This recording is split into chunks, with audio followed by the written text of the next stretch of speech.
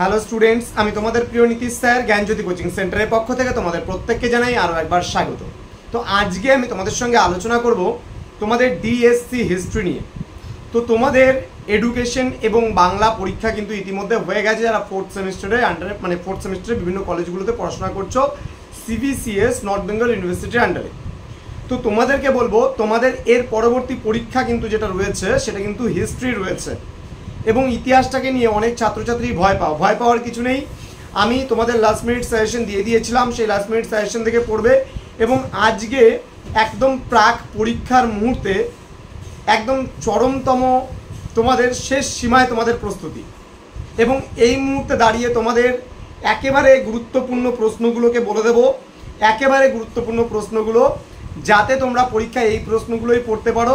কি কি আসবে পরীক্ষায় এই নিয়ে আলোচনা করব। কি কি লিখতে হবে, কেমনভাবে লিখতে হবে, কিভাবে লিখবে, কতটা লিখবে, বিস্তারিত আলোচনা করব আজকের ক্লাসটিতে।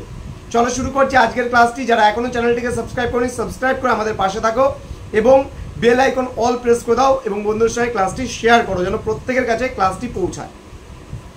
প্রথমত দেখো, তোমাদের যদি আমি 12 নম্বরের প্রশ্নগুলোর ক্ষেত্রে বলি তাহলে মোটামুটি 12 নম্বর একটা স্ট্যান্ডার্ড কোয়ালিটি যদি নোটস বলো, স্ট্যান্ডার্ড কোয়ালিটি হয় 4 পেজ মোটামুটি লেখা একটা হয়।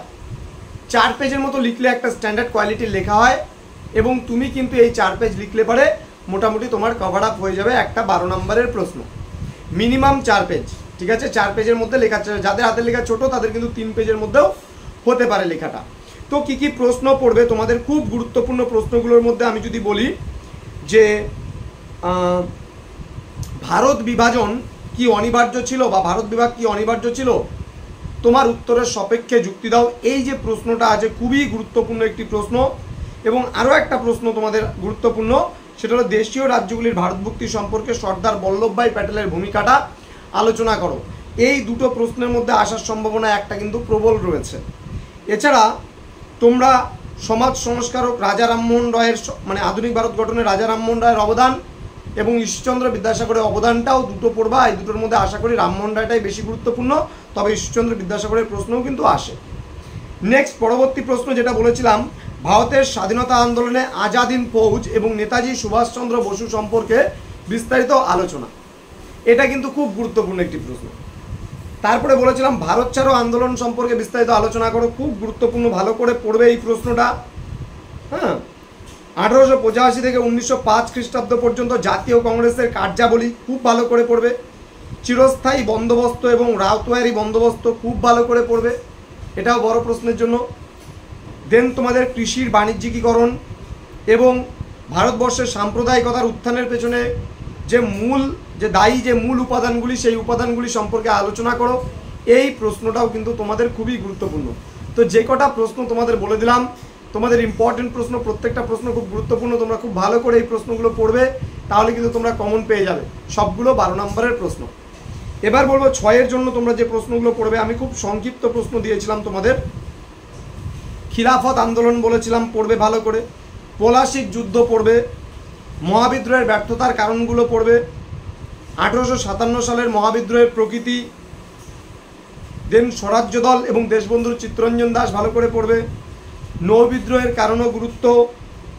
ভারতীয় সংবিধানের কয়েকটি বৈশিষ্ট্য পড়বে। নবজাগরণের সীমাবদ্ধতা, 19 শতকের নবজাগরণের সীমাবদ্ধতাগুলো খুব ভালো করে পড়বে। সম্পদের বহির্গমনটা ভালো করে পড়বে। দেওয়ানি লাভ, ইস্ট ইন্ডিয়া কোম্পানি কিভাবে দেওয়ানি লাভ করেছিল, এর গুরুত্বগুলো কী ছিল। এবার 6 নম্বরের প্রশ্ন তোমাদের লিখতে হবে কতটা, মোটামুটি 1.5 থেকে 2 পেজ 6 নম্বরের প্রশ্নগুলো লিখলে পরে ভালো হয়, তাতে নাম্বারটা একটু ভালো পাওয়া যায়।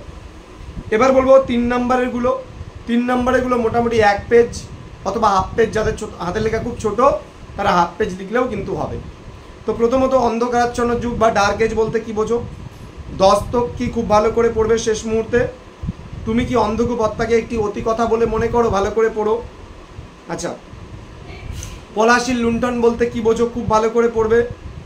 ক্রিপস মিশন, সলবাইয়ের সন্ধি, অধীনতামূলক মিত্রতা নীতি, সত্যবিলোপ নীতি, পানিপথের তৃতীয় যুদ্ধ, সতীদাহ প্রথা, সূর্যাস্ত আইন, কর্নওয়ালিস কোড, ওয়াভেল পরিকল্পনা, নারী শিক্ষায় বিদ্যাসাগরের অবদান, ইয়ং বেঙ্গল মুভমেন্ট, বা নববঙ্গ আন্দোলন বলতে পারো, মন্ত্রী মিশন বা ক্যাবিনেট মিশন, দেন গদর দল, চরমপন্থী ও নরমপন্থী কাদের বলা হয়, বাংলায় দ্বৈত শাসন ব্যবস্থা বলতে কি বোঝো, রাওলাট সত্যাগ্রহ কি, জ্যোতিবা ফুলে কে ছিলেন, শুদ্ধি আন্দোলন বলতে কি বোঝো, এই কয়েকটা প্রশ্ন তোমরা পড়বে।